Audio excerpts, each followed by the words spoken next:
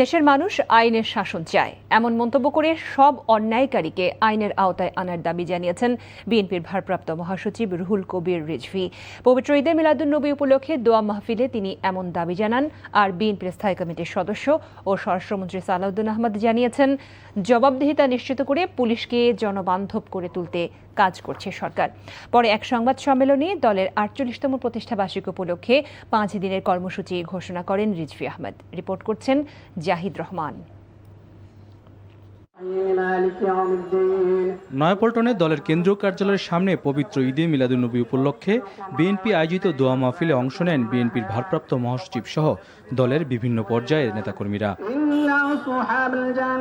এ সময় রুহুল কবির রিজভী বলেন, শান্তিময় দেশ গঠনে মাদক সহ সকল অপরাধ নির্মূল চায় জনগণ। মাদকের প্রভাব থাকবে না।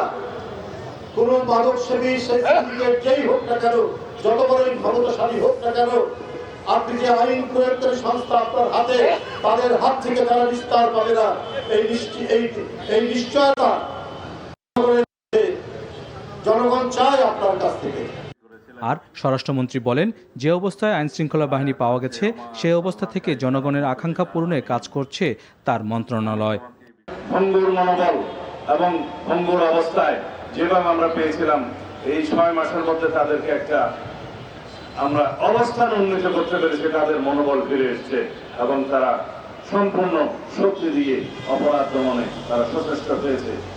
পরে ১ সেপ্টেম্বর দলের প্রতিষ্ঠাবার্ষিকী উপলক্ষে বিএনপি ও সহযোগী সংগঠনের নেতৃবৃন্দদের নিয়ে যৌথ সভা অনুষ্ঠিত হয় দলের কেন্দ্রীয় কার্যালয়ের সভাকক্ষে। আলোচনা সভা সহ ঘোষণা করা হয় কর্মসূচি। আমরা ৫ দিন ব্যাপী কর্মসূচি নিয়েছি প্রতিষ্ঠাবার্ষিকী উপলক্ষে, এবং সেই কর্মসূচিতে আমরা ১ সেপ্টেম্বর সকাল ৯টায়, আপনাদের বলে রাখি, সকাল ৯টায় দলের চেয়ারম্যান মাননীয় প্রধানমন্ত্রী, তিনি শহীদ রাষ্ট্রপতি জিয়াউর রহমান এবং দেশনেত্রী মরহুমা বেগম খালেদা জিয়ার সমাধিতে মাজারে যাবেন। সেখানে প্রথমে ফাতেহা পাঠ করবেন, পুষ্পস্তবক অর্পণ করবেন।